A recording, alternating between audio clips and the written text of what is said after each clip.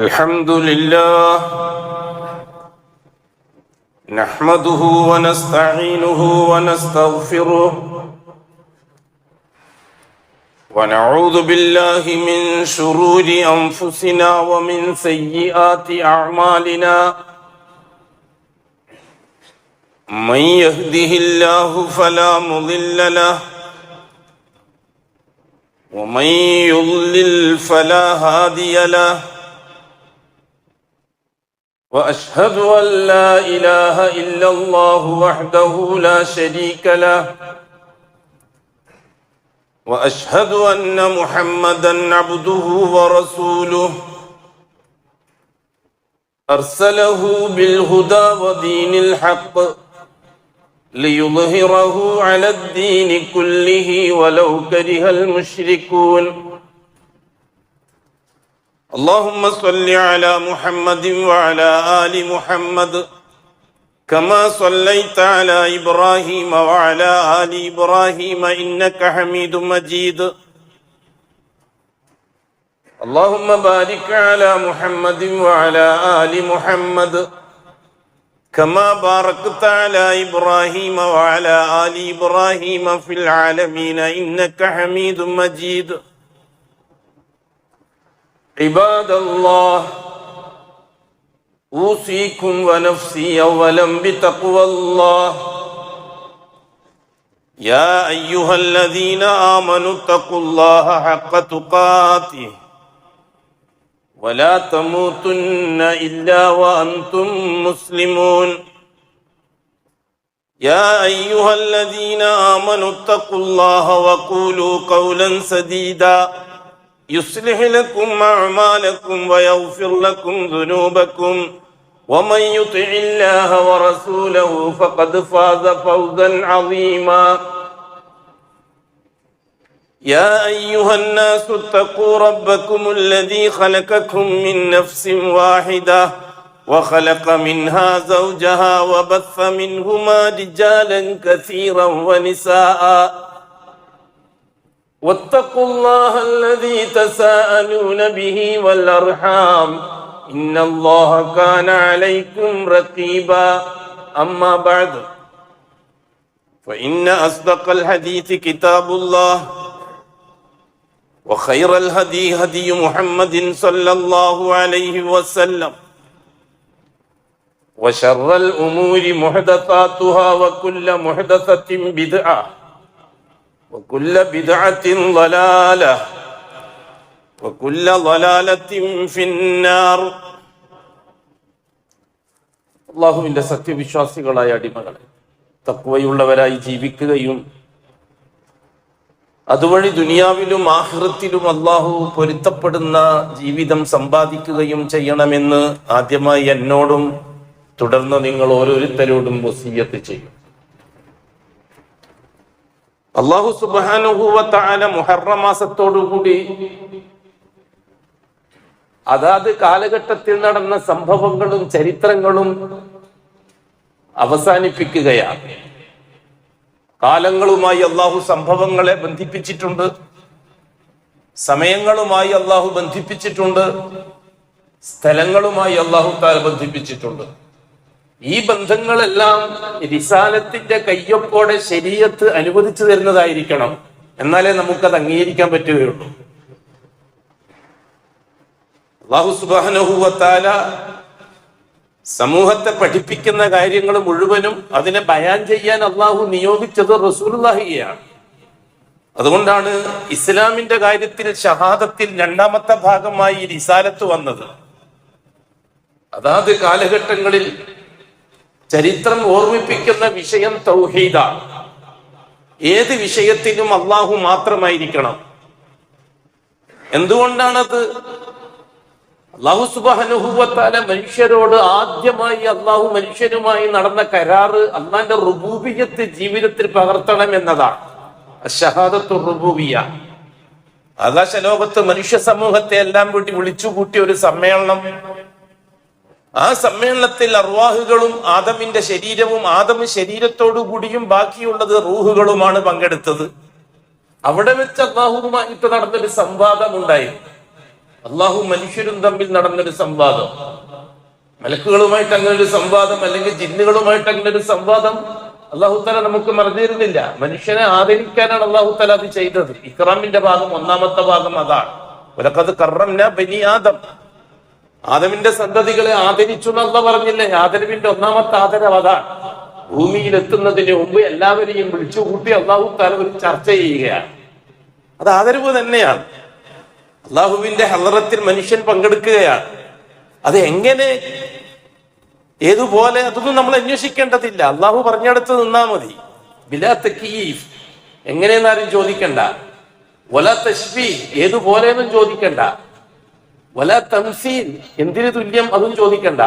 അള്ളാഹു പറഞ്ഞെടുത്ത് നിന്നാ മതി. അതാണ് ഈമാൻ. അല്ലദീന യുമിനൂന ബിൽ ഗൈബ്. പിന്നെ അവിടെ ഗവേഷണമില്ല, ഹവ ഇല്ല, താല്പര്യമില്ല, സയൻസ് ഇല്ല, ഒന്നുമില്ല. അതിനെല്ലാം അപ്പുറത്താണ് അള്ളാഹുവിനുള്ള ഈമാൻ, അള്ളാഹുവിനെ അംഗീകരിക്കുക എന്ന് പറഞ്ഞാൽ. അള്ളാഹു സുബ്ഹാനഹു വ തആല ഭൂമിയിലെത്തുന്നതിന് മുമ്പ് എന്തോരം ആദരിച്ചിട്ടുണ്ട് ഈ മനുഷ്യ സമൂഹത്തെ. അത് മതം നോക്കിയിട്ടോ, ജാതി നോക്കിയിട്ടോ, വിശ്വാസം നോക്കിയിട്ടോ, കർമ്മങ്ങൾ നോക്കിയിട്ടോ, അഅ്മാല് നോക്കിയിട്ടോ, ഈമാൻ നോക്കിയിട്ടോ ഒന്നുമല്ല ആദരവ്.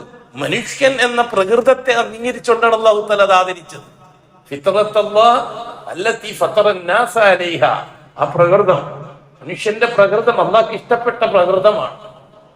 അള്ളാഹു തആല മനുഷ്യൻ എന്ന സൃഷ്ടിയുടെ ശരീരത്തിലേക്ക് സന്നിവേശിപ്പിച്ചിരിക്കുന്ന ഒരു ഫിത്രത്തുണ്ട്. ഫിത്രത്ത്, പ്രകൃതം, ശുദ്ധമായ പ്രകൃതത്തിനാണ് ഫിത്രത്ത് എന്ന് പറയുന്നത്. ഫിത്രത്ത് അല്ലാഹ്, പരിശുദ്ധമായ പ്രകൃതം അള്ളാഹുവിന്റെ പ്രകൃതമാണ്. അപ്രകൃതം അനുസരിച്ചാണ് അള്ളാഹു മനുഷ്യനെ സൃഷ്ടിച്ചതെന്ന് അല്ലാഹ് പറയുന്നത്. ഫിത്രത്ത് അല്ലാഹ് അല്ലത്തി, എങ്ങനത്തെ ഫിത്രത്ത്? ഫത്തറന്നാസ അലൈഹ, ആ ഫിത്രത്തിനെ അടിസ്ഥാനമാക്കിക്കൊണ്ടാണ് മനുഷ്യനെ അള്ളാഹു തആല സൃഷ്ടിച്ചത് എന്ന്. അപ്പൊ എന്തോരം ആദരവോ മനുഷ്യന്. അതും ജാതിയൊക്കെ വന്നത് പിന്നെ ഭൂമിയിൽ എത്തിയതിനു ശേഷമല്ലേ. ഇത് ആകാശത്തിന്റെ കഥയാണ് അള്ളാഹ് പറഞ്ഞിരുന്നത്. അവിടെ വെച്ച് അള്ളാഹു സുബ്ഹാനഹു വ തആല ഒരു സംഭാഷണം നടത്തുന്നു മനുഷ്യരുമായിട്ട് ഭൂമിയിൽ എത്തുന്നതിന് മുമ്പ്. ആ സംഭാഷണത്തിന്റെ ഊനംതിരിഞ്ഞു വന്ന വിഷയമാണ് ഭൂമിയിൽ എത്തിയതിനു ശേഷം മനുഷ്യർക്കിടയിൽ ചർച്ചയാകുന്നത്. എപ്പോഴും നമ്മൾ അതുമായിട്ട് ബന്ധിപ്പിച്ചിട്ടില്ലെങ്കിൽ ഇസ്ലാം എന്താണെന്ന് നമുക്ക് മനസ്സിലാവുന്നുമില്ല. വേറെ കാര്യം, ഇസ്ലാം എന്ന് പറഞ്ഞാൽ കുറെ കർമ്മങ്ങൾ ചെയ്ത് പൂർത്തിയാക്കലാണെന്ന് തെറ്റിദ്ധരിച്ചിരിക്കുകയാണ് മുസ്ലിം ലോകം വരെ, മുസ്ലിം സമൂഹം വരെ അങ്ങനെ തെറ്റിദ്ധരിച്ചിരിക്കുകയാണ്. കുറെ അനുഷ്ഠാനങ്ങൾ പൂർത്തിയാക്കുന്നതിന്റെ പേരാണ് ഇസ്ലാം എന്ന്. ഒരിക്കലും അല്ല. അനുഷ്ഠാനം എന്നത് ആദർശത്തിന്റെ അനുബന്ധം മാത്രമാണ്. നിസ്കാരമടക്കം, നിസ്കാരം അനുഷ്ഠാനമാണ്, അമലാണ്. നോമ്പ് അനുഷ്ഠാനമാണ്, അമലാണ്. സക്കാത്ത് അമലാണ്, ഹജ്ജ് അമലാണ്. ഈ അമലുകളെല്ലാം അടിസ്ഥാനമല്ല, അത് അനുബന്ധമാണ്. എന്തിന്റെ അനുബന്ധം? ഷഹാദത്തിന്റെ അനുബന്ധം. എന്താണ് ഷഹാദ? ലാ ഇലാഹ ഇല്ലല്ലാഹ്. ആകാശലോകത്ത് വെച്ച് അള്ളാഹ്ക്ക് കൊടുത്തൊരു കരാറ്, ആ കരാറ് ഭൂമിയിൽ എത്തിയതിന് ശേഷം ആവർത്തിക്കേണ്ടതുണ്ട്. ആവർത്തിക്കാനുള്ള ഒരു അവസരം ഉണ്ടാക്കിയത് നൂഹിന്റെ ഖൗമാണ്. അല്ലെങ്കിൽ ആവർത്തിക്കേണ്ടി വരുമായിരുന്നില്ല. നൂഹിന്റെ ഖൗമിന് ശേഷം ഇന്ന് വരെയും അത് ആവർത്തിച്ചുകൊണ്ടിരിക്കുകയാണ്.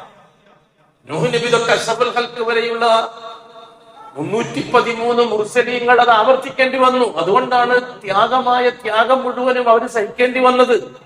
മുർസലീങ്ങൾ അവർ വിപ്ലവകാരികളാ. ആദർശ വിപ്ലവം, ആദർശ വിപ്ലവത്തിന്റെ തുടക്കം എന്നാണ്. ഇല്ല എന്നതുകൊണ്ടാണ്. നോ, അപ്പോഴല്ലേ വിപ്ലവമാവുള്ളൂ. ആരെന്തു പറഞ്ഞാലും യെസ് യെസ് യെസ് എന്ന് പറഞ്ഞാൽ പിന്നെ വിപ്ലവമില്ല. അന്ധമായ അനുകരണമേ ഉള്ളൂ. ഇസ്ലാമിന്റെ ആദർശത്തിൽ ഒന്നാമത്തത് നോ എന്ന് പറയല്ല. അപ്പോഴാ പ്രശ്നം ഉണ്ടാകുക. ഒരാളൊന്ന് പറഞ്ഞു, അപ്പൊ മറ്റാളല്ല എന്ന് പറഞ്ഞു, അപ്പോഴല്ലേ അടി ഉണ്ടായല്ലേ. ഒരു കമ്മിറ്റി യോഗം കൂടിക്കൊണ്ടിരിക്കുന്നു, അധ്യക്ഷൻ ഒന്ന് പറഞ്ഞു യെസ്, വേറൊന്ന് പറഞ്ഞു യെസ്. അപ്പൊ എന്ത് പ്രശ്നമുള്ള കമ്മിറ്റിയില്? കമ്മിറ്റി അധ്യക്ഷൻ ഒന്ന് പറഞ്ഞു, അപ്പൊ കേട്ടുകൊണ്ടിരിക്കുന്ന ഒരാൾ പറഞ്ഞു അത് പറ്റൂല, അപ്പോഴാ പ്രശ്നം ഉണ്ടാകുക. അത് തന്നെയാണ് ഇവിടെ നടന്നത്. ആകാശലോകത്തിൽ ആ പ്രയോഗം ഉണ്ടായിട്ടില്ല. ആകാശലോകത്ത് അല്ലാഹു തആല ചോദിച്ച വിഷയം എന്താണ്? മനുഷ്യനോട്, നിങ്ങളെ ഞാൻ പരമപരിശുദ്ധമായി സൃഷ്ടിക്കുകയും നിങ്ങൾക്കൊരു ശുദ്ധമായ ആത്മാവ് നിങ്ങൾക്ക് നൽകുകയും ചെയ്തു. ആ ആത്മാവാണ് നിങ്ങൾ ശുദ്ധമാണ്. അശുദ്ധി നിങ്ങളിലേക്ക് ചേരുകയില്ല. അതെ, മനുഷ്യൻ എന്ന സൃഷ്ടിയുടെ റൂഹിലേക്ക് അശുദ്ധി ചേരുകയില്ല. ഖദ് അഫ്ലഹ മൻ സക്കാഹ വഖദ് ഖാബ മൻ ദസ്സാഹ. മനുഷ്യൻ അവന്റെ ജീവിത ശൈലി റൂഹിനെ ചീത്തപ്പെടുത്തുക മാത്രമാണ് ചെയ്യുന്നത്. റൂഹ് സ്വന്തമായിട്ട് ഒരിക്കലും ചീത്തയാകുകയില്ല. വനഫ്സിൻ വമാ സവ്വാഹ, വനഫ്സിൻ ആത്മാവിനെ തന്നെയാണ് സത്യം. വമാ സവ്വാഹ, ആ ആത്മാവിനെ സന്നിവേശിപ്പിച്ചിരിക്കുന്ന പേടകത്തെ തന്നെയാണ് സത്യം. ശരീരം പേടകമാണ്. എന്തിന്റെ? റൂഹിനെ വഹിക്കാനുള്ള പേടകം. ഈ പേടകത്തിന് ഭൂമിയിൽ ജീവിക്കാനുള്ള സ്വാതന്ത്ര്യം, അതിന് ഇഖ്തിയാർ എന്നാ പറയുക, അത് നൽകിയിട്ടുണ്ട് അല്ലാഹു സുബ്ഹാനഹു വ തആല. ആ തെരഞ്ഞെടുപ്പ്, ഇഖ്തിയാർ എന്ന് പറഞ്ഞാൽ തെരഞ്ഞെടുപ്പ്, ആ തെരഞ്ഞെടുക്കാനുള്ള സ്വാതന്ത്ര്യത്തെ വെച്ചുകൊണ്ട് മനുഷ്യൻ ചെയ്യുന്ന പ്രവർത്തനങ്ങൾ രണ്ടു തരമാണ്. ഒന്ന് ഹസനത്താണ്, മറ്റൊന്ന് സയ്യിഅത്താണ്. ഹസനത്ത് റൂഹിനെ ആരോഗ്യമുള്ളതാക്കി തീർക്കും, സയ്യിഅത്ത് റൂഹിനെ ബലമില്ലാതാക്കി തീർക്കും. ഈ ദുനിയാവിൽ നടക്കുന്നത് എന്തുകൊണ്ടാണത്? ദുനിയാവിൽ പ്രസക്തി ഈ ശരീരത്തിനാണ്. റൂഹ് ശരീരത്തിൽ ക്ഷമിച്ച് കഴിഞ്ഞുകൂടുകയാണ്. ആ സഹനത്തിന്റെ ഫലം ബർസഖിൽ റൂഹ് കാണിക്കും. ബർസഖിൽ റൂഹിനാണ് സ്വാതന്ത്ര്യം, ശരീരത്തിന് സ്വാതന്ത്ര്യമില്ല. ഭൂമിയിൽ ആ റൂഹിനെ അസ്വസ്ഥമാക്കിയ ശരീരത്തെ റൂഹ് വിടുകയില്ല. അദാബിന്റെ ഭാഗം അതാണ്. ഭൂമിയിൽ നഫ്സിനെ, ആത്മാവിനെ, റൂഹിനെ അസ്വസ്ഥമാക്കിയ ശരീരത്തെ അള്ളാഹു ഈ റൂഹ് നാളെ വിടുകയില്ല. അള്ളാന്റെ കൽപ്പന കിട്ടുന്ന അനുസരിച്ച് ശരിക്ക് പ്രതികാരം തീർക്കും ശരീരത്തോട്.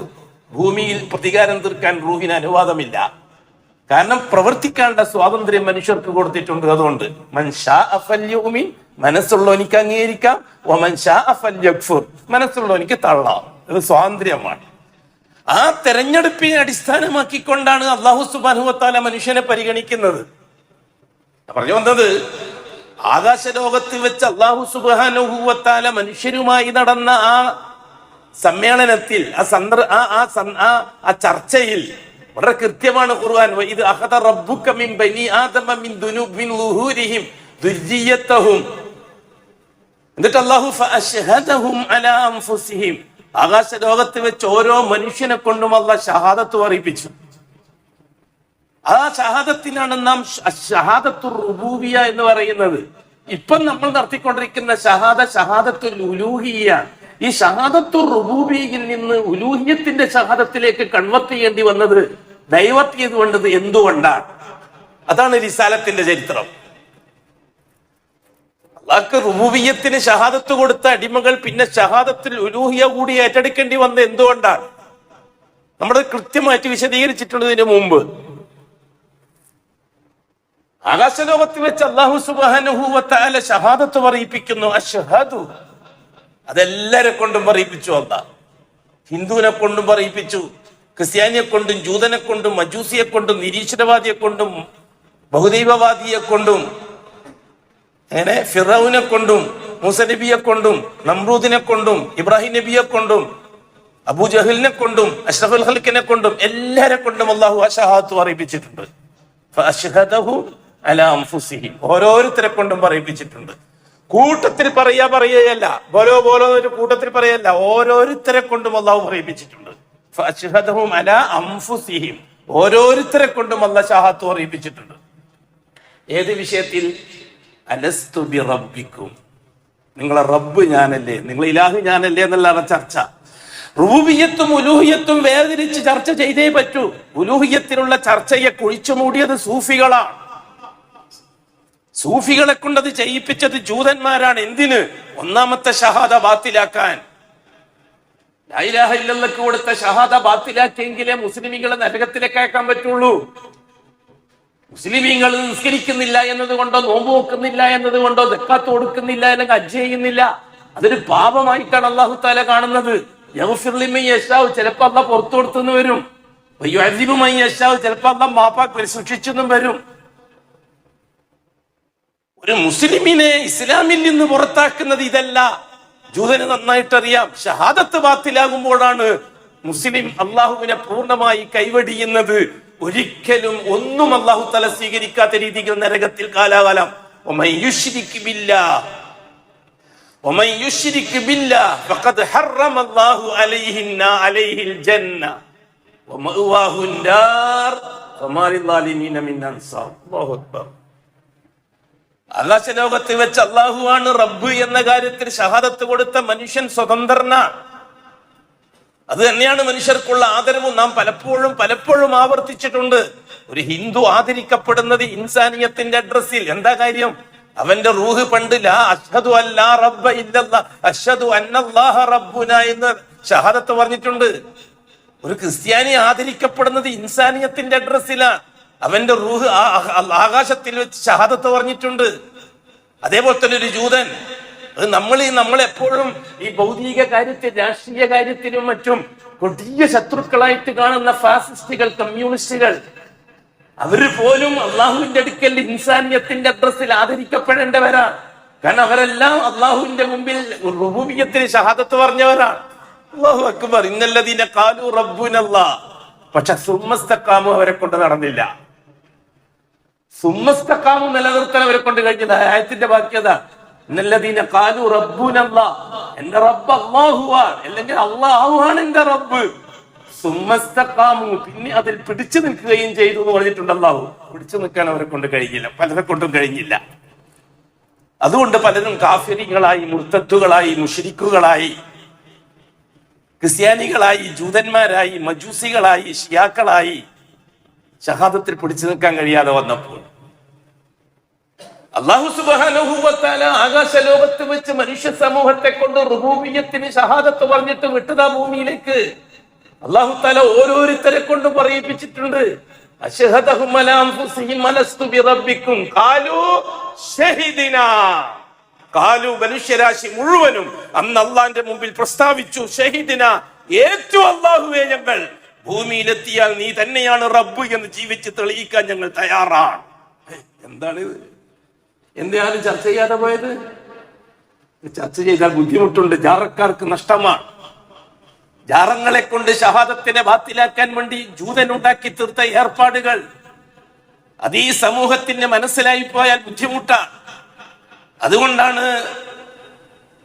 ഷഹാദത്തിന് ചർച്ച ചെയ്യാതെ മുസ്ലിമീങ്ങൾ നിസ്കാരം, നോമ്പ്, സക്കാത്ത്, ഹജ്ജ് ചർച്ച ചെയ്യാൻ തുടങ്ങിയത്. അത് ജൂതന് നന്നായിട്ട് അറിയാം. ഭൂലോകത്തുള്ള മുസ്ലിമീങ്ങൾ ഒരു ഹജ്ജിന് പകരം 100 ഹജ്ജ് ചെയ്തോട്ടെ, 2.5% സക്കാത്തിന് പകരം 100% സക്കാത്തായിട്ട് കൊടുത്തോട്ടെ, ഒരു മാസത്തെ നോമ്പിന് പകരം ഒരു കൊല്ലം മുഴുവനും നോമ്പ് നോറ്റോട്ടെ, ഒരു ചുക്കും നേടാൻ ഈ ഉമ്മത്തിനെ കൊണ്ട് കഴിയില്ല എന്ന് ജൂതൻ അറിയാം, ഷഹാദത്ത് സഹിയല്ലെങ്കിൽ. അതുകൊണ്ട് അവര് ലോകത്ത് ഹജ്ജില്ലാതാക്കാൻ ശ്രമിക്കാറില്ല. ക്രിസ്ത്യാനികളും ജൂതന്മാരും നോമ്പില്ലാതാക്കാൻ ശ്രമിക്കാറില്ല, നിസ്കാരം ഇല്ലാതാക്കാൻ ശ്രമിക്കാറില്ല, സക്കാത്ത് ഇല്ലാതാക്കാൻ ശ്രമിക്കാറില്ല. ജൂതന സറക്കൾ അടക്കമുള്ളവർ സക്കാത്തിന് ഫുൾ സപ്പോർട്ടാണ്. അവർ സക്കാത്തിന്റെ മഹത്വം ക്രിസ്ത്യാനികൾ വരെ പറയും, നിങ്ങൾ കേട്ടിട്ടുണ്ടാകും. നോമ്പിന്റെ മഹത്വം ശാസ്ത്രജ്ഞന്മാർ 100% അംഗീകരിച്ചു തന്ന കാര്യമാണ്. ഇതിലൊന്നും ജൂതന സറക്കൾക്ക് എതിർപ്പില്ല. ജൂതന സറക്കൾക്ക് എതിർപ്പ് ഉമ്മത്ത് ഷഹാദത്ത് നിലനിർത്തിക്കൊണ്ടു പോകുന്ന കാര്യത്തിലാണ്. ഞാൻ തുടങ്ങി വെച്ചത് ആകാശ ലോകത്ത് വെച്ച് അള്ളാഹുവിന്റെ റുബൂബിയ്യത്തിന് കൊടുത്ത ഷഹാദത്ത് ആദമ് കൃത്യമായി പാലിക്കുകയായിരുന്നു. ആദമിന്റെ മക്കളും മക്കളും പേരക്കുട്ടികളോടക്കം 10 തലമുറ കൃത്യമായി പാലിക്കുകയായിരുന്നു. അതിന്റെ ഇടയിലേക്കാണ് ഈ ശീസ് നബി, ഇദ്രീസ് നബിയൊക്കെ നബിയായിട്ട് വരുന്നത്. അവരാരും റസൂലുകളല്ല. ആകാശ ലോകത്ത് വെച്ച് അള്ളാഹ്ക്ക് കൊടുത്ത ഷഹാദത്ത് ലംഘിക്കാത്തത് കൊണ്ടും ബാത്തിലാക്കാത്തത് കൊണ്ടുമാണ് റസൂൽ ആവശ്യമാകാതെ വന്നത്. ആദം നബിക്ക് അല്ലാഹ് നുബുവത്തെ കൊടുത്തിട്ടുള്ളൂ, റിസാലത്ത് കൊടുത്തിട്ടില്ല. ഇന്നല്ലാഹ ഇസ്തഫാ ആദം. ഇദ്രീസ് നബിക്ക് അല്ലാഹ് നുബുവത്തെ കൊടുത്തിട്ടുള്ളൂ, റിസാലത്ത് കൊടുത്തിട്ടില്ല. ശീസ് നബിക്ക് അല്ലാഹ് ഇദ്രീസ് റിസാലത്ത് കൊടുത്തിട്ടില്ല, നുബുവത്തെ കൊടുത്തിട്ടുള്ളൂ. കാരണം എന്താണ്? ആ കാലഘട്ടങ്ങളിൽ ജീവിച്ച ആദമിന്റെ തലമുറ 10 തലമുറ ഏതാണ്ട് 2-3000 കൊല്ലക്കാലം അള്ളാഹ്ക്ക് ആകാശത്തിൽ വെച്ച് കൊടുത്ത ഷഹാദത്ത് അവര് ലംഘിച്ചില്ല. 11ാമത്തെ തലമുറയിലാണ് ശൈത്വാന്റെ പരിശ്രമം വിജയിച്ചത്. ബഹുമാനപ്പെട്ട നൂഹ് നബി വരുന്ന ആ സമൂഹത്തിൽ നിന്ന് തെരഞ്ഞെടുക്കപ്പെട്ട ചില ഉലമാക്കൾ ഉണ്ടായിരുന്നു, ഇദ്രീസ് നബിന്റെ ശിഷ്യന്മാര്. അവരന്ന് ഇറാഖിലെ കാളിമാരായിരുന്നു, ഖത്തീബുമാരായിരുന്നു, മുദരിസുമാരായിരുന്നു. അന്ന് ദർസുണ്ട് അവിടെ, മദ്രസയുണ്ട് അവിടെ, നിസ്കാരമുണ്ട്, നോമ്പുണ്ട്.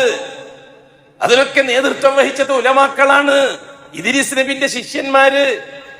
ആ കൂട്ടത്തിൽ പ്രഗത്ഭന്മാരായ 5 പണ്ഡിതന്മാരാണ് വദ്, സുവാഅ്, യഊഖ്, യഹൂസ്, നസ്ർ എന്ന പണ്ഡിതന്മാർ, മശായിഖുകൾ, മുവഹിദുകൾ, ദീനുൽ ഇസ്ലാമിന്റെ കാവലാളുകൾ. അവരാണ് ആ സമൂഹത്തിന് ദീൻ പഠിപ്പിച്ചു കൊടുത്തത്. അവർ ഓരോരുത്തരും മരിച്ചപ്പോൾ ഇറാഖിലെ പൊതു ഖബർസ്ഥാനിൽ അവരെ കബറടക്കി. അടുത്ത തലമുറയിൽ ശൈത്താൻ പ്രവേശിക്കുകയും ഈ മഹാന്മാരെ ഖബർ കാണിച്ചു കൊടുത്തുകൊണ്ട് ഇവരുടെ ബർക്കത്ത് കൊണ്ട് വേണം ഇനി നിങ്ങളെ കാര്യങ്ങൾ നേടാൻ എന്ന് ഉപദേശിച്ചു.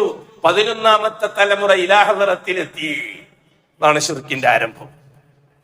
അല്ലാതെ നമ്മൾ വെച്ചത് ഈ അമ്പലും ചർച്ചും അതേപോലെയുള്ളതൊന്നല്ല ശിർക്കിന്റെ ആരംഭം. അതൊക്കെ അടുത്ത കാലത്ത് വന്നതാ. 2200 കൊല്ലം ആയിട്ടുള്ളൂ ചർച്ച വന്നിട്ട്. 2200 കൊല്ലം. ഈസാ നബി പോയിട്ട് 300 കൊല്ലം പ്യൂർ ഇസ്ലാം നിലവിലുണ്ടായിരുന്നു. ഈസാ നബി പോയിട്ട് 300 കൊല്ലം കഴിഞ്ഞപ്പോഴാണ് സെന്റ് പോൾ ഈസാ അലൈഹി സ്വലാത്തു വസ്സലാമിന്റെ ബർക്കത്തിന് വേണ്ടിയിട്ട് ആൾക്കാരെ ശീലിപ്പിക്കാൻ തുടങ്ങിയത്. ഇലാഹദറത്തി ഈസ പറയാൻ തുടങ്ങിയത്. അന്നത്തെ ഖുതുബിയത്തി യാ ഈസ ബിൻ മറിയം, യാ ഈസ ബിൻ മറിയം എന്തായിരുന്നു? ഇലാഹദറത്തി ഈസ ബിൻ മറിയം അൽ ഫാത്തിഹ ആയിരുന്നു അന്നത്തെ മൗലൂദ്. മനസ്സിലാക്കണം. അതിന് തൊട്ട് മുമ്പല്ലേ മൂസാ അലൈഹി സ്വലാത്തു വസ്സലാം വഫാത്തായിട്ട് എത്ര നൂറ്റാണ്ട് കഴിഞ്ഞിട്ടാണ് ജൂതമതം ഉണ്ടാകുന്നത്? അതോ വഫാത്തായതിന്റെ പിറ്റേന്ന് തന്നെ ജൂതമതം ഉണ്ടായിരുന്നോ? മൂസാ അലൈഹി സ്വലാത്തു വസ്സലാമിന്റെ അനുയായികളിൽ 4ഓ 5ഓ തലമുറ കഴിഞ്ഞപ്പോഴല്ലേ ഉസൈർ അള്ളാന്റെ വലിയാണെന്നും അദ്ദേഹത്തിന് ഇലാഹദറത്തി പറഞ്ഞാലേ കാര്യം നടക്കൂന്നും പറഞ്ഞിട്ട് ഇസ്ലാമിന്റെ ആൾക്കാരെ മുഴുവനും ചാറത്തിലെത്തിച്ചത്. അതുമുതലല്ലേ യാ ഉസൈറുബിനുള്ള യാ ഉസൈറുബിനുള്ള കുത്തുവെത്ത് തുടങ്ങിയത്. 200 കൊല്ലയിലായിട്ടുള്ളൂ കൂട്ടരെ യാവോസിയാമൊയ്തീൻ കുത്തുബിയത്ത് തുടങ്ങിയിട്ട് 200 കൊല്ലയിലായിട്ടുള്ളൂ. അഷ്റഫുൽഖൽക്ക് വഫാത്തായിട്ട് 1400 ചില കൊല്ലം കഴിഞ്ഞില്ലേ? അതിൽ 200 കൊല്ലത്തിന് മുമ്പ് ഏതോ തമിഴ്നാട്ടുകാരനായ അണ്ണൻ ഉണ്ടാക്കിയ കുത്തുബിയത്ത് ഇസ്ലാമിന്റെ ഭാഗമാക്കിയത് ആരാണ്? ജൂതനാക്കിയതാണ്. അത് ഷഹാദത്തിനെ ബാത്തിലാക്കാനുള്ളതാണ്. അതുകൊണ്ടാണ് കുത്തുബത്ത് ജയിക്കുന്നവൻ മുർത്തദ്ദാണ്, മുശ്രിക്കാണ്, കാഫിറാണ്. എന്തുകൊണ്ട്? അവൻ അള്ളാന്റെ റഹ്മാൻ എന്ന ഇസ്മിനെ നിഷേധിക്കുന്നവനാണ്. എന്താണ് റഹ്മാൻ എന്ന വാക്കിന്റെ അർത്ഥം? ഇത് പറയേണ്ടി വരുന്നത് എന്തുകൊണ്ടാണെന്നറിയോ? ഓരോ പ്രാവശ്യവും ആൾക്കാർക്ക് വലിയ സംശയം. എന്നാലും ഉസ്താദെ ഒരു അഡ്ജസ്റ്റ്മെന്റ്. അവർ നിസ്കരിക്കുന്നവരല്ലേ, അവർ നോമ്പുവെക്കുന്നവരല്ലേ, നിസ്കരിക്കുകയും നോമ്പുവെക്കുകയും ചെയ്യുന്നവരെ തന്നെയല്ലേ അള്ളാന്റെ റസൂലും മുർത്തദ്ദാക്കിയത്? അള്ളാന്റെ റസൂലും അബൂബക്കർ സിദ്ദീഖ് അല്ലാഹുവിനെ ഗാഫിറാക്കിയത് ആരെയായിരുന്നു? ആരായിരുന്നു? മുസ്ലിമുൽ കദ്ദാബ്. മുസ്ലിമുൽ കദ്ദാബ് ആരാണ്? ഗാഫിറായിരുന്നോ? വേറെ ഏതെങ്കിലും മതക്കാരനായിരുന്നോ? കൃത്യമായി നിസ്കരിക്കുന്ന ആളായിരുന്നില്ല മുസ്ലിമുൽ കദ്ദാബ്? കൃത്യമായി നോമ്പ് വെക്കുന്ന ആളും കൃത്യമായി ഹജ്ജ് ചെയ്യുന്ന ആളും അല്ലേ? ലാ ഇലാഹ ഇല്ലല്ലാഹ് കൃത്യമായി അംഗീകരിച്ച ആളല്ലേ മുസ്ലിമുൽ കദ്ദാബ്? എന്നിട്ടും അബൂബക്കർ സിദ്ദീഖ് അല്ലാഹുവിനെ മുസ്ലിമുൽ കദ്ദാബിനെ കാഫിറാക്കിയത് എന്തിന്റെ പേരിലായിരുന്നു? ഖാലിദ് ബിൻ വലീദിന്റെ നേതൃത്വത്തിൽ ഒരു സൈന്യം പോയിട്ട് അവരെ കൊന്നുകളഞ്ഞില്ലേ യമാമ യുദ്ധത്തിൽ? എന്തിനായിരുന്നു കൊന്നത്? മുസ്ലിമീങ്ങളെ കൊല്ലാൻ പാടുണ്ടോ? നിസ്കരിക്കുന്നവരെ നോമ്പ് വെക്കുന്നവരെ കൊന്നു എന്ന് പറയാൻ പറ്റുമോ അബൂബക്കർ സിദ്ദീഖിനെ പറ്റി? ഒരു കൃത്യമായി നിസ്കരിക്കുകയും ഇതിനനുസരിച്ച് ജീവിക്കുകയും ചെയ്യുന്നവരായിരുന്നില്ലേ മുസ്ലിമുൽ കദ്ദാബിന്റെ ഒന്നിച്ചുള്ള 40,000-ഓളം ബനു ഹനീഫ് ഗോത്രക്കാര് ആയിരുന്നില്ലേ? എന്നിട്ട് ഒരു ദയയും കാണിക്കാതെ അബൂബക്കർ സിദ്ദീഖ് അല്ലാഹു കൈകാര്യം ചെയ്തില്ലേ? ഇപ്പൊ കുറച്ച് കൂട്ടക്കാർ വന്നിട്ടുണ്ട്, ചില സലഫി തരീഖത്തുകാര്, സൂഫി തരീഖത്തുകാര്. ഉദുറുംബിൽ ജഹ്ലു എന്ന് പറഞ്ഞിട്ട് എല്ലാരും ഒഴിവാക്കാൻ അമ്മേന്റെ ആളെ എല്ലാം നമ്മൾ തീരുമാനിച്ചാൽ മതി. ഞാൻ വിശദീകരിക്കുന്നില്ല. ഇപ്പൊ ഇൻഷാ അല്ലാഹ് ഒരു വിശദീകരിക്കേണ്ട സമയത്ത് വിശദീകരിക്കാം.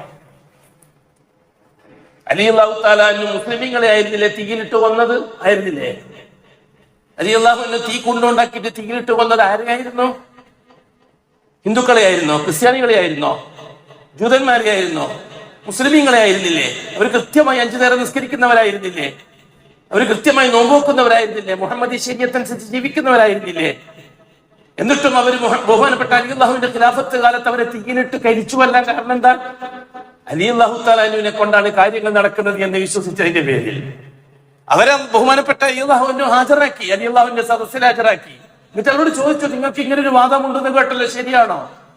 അതെ ശരിയാണ്, ഞങ്ങൾ നിങ്ങളെ കൊണ്ടാണ് കാര്യങ്ങൾ നടത്തുന്നതെന്ന് വിശ്വസിക്കുന്നവരാ. അല്ലാഹ് നിങ്ങൾ പറഞ്ഞാലേ കാര്യം നടത്തുമെന്ന് വിശ്വസിക്കുന്നവരാ. അപ്പൊ അലി അല്ലാഹു തആല പറഞ്ഞു, നിങ്ങൾ എന്ത് പടത്തരമാണ് ഈ പറഞ്ഞത്? എനിക്കെതിരല്ലേ അത്? എനിക്ക് എന്താണ് അള്ളാഹുവിന്റെ സ്വാധീനം? ഞാൻ അള്ളാഹുവിന്റെ ഒരു അബ്ദ് മാത്രമല്ലേ? അത് നിങ്ങൾ എന്തോ പറഞ്ഞു, ഞങ്ങൾക്കത് വിഷയമല്ല, നിങ്ങൾ തന്നെയാണ് റബ്ബ്. ഇന്നും അങ്ങനെ തന്നെയല്ലേ? അള്ളാഹു അല്ലാത്ത റബ്ബുകളെയും കൊണ്ട് നടക്കുകയല്ലേ 5 നേരം നിസ്കരിക്കുന്നവർ, നോമ്പ് നോക്കുന്നവർ അല്ലേ? അള്ളാഹു അല്ലാത്ത ഖാലിക്കുകളെയും മാലിക്കുകളെയും മുദബ്ബിറുകളെയും കൊണ്ട് നടക്കുകയല്ലേ? അവർക്കെല്ലാം അത് അറിവില്ലാതെ. എന്തറിവാണ് ഇന്നില്ലാത്തത്? അള്ളാഹുമായി ബന്ധപ്പെട്ട എന്തറിവിനാണ് ഒരു ക്ഷാമം?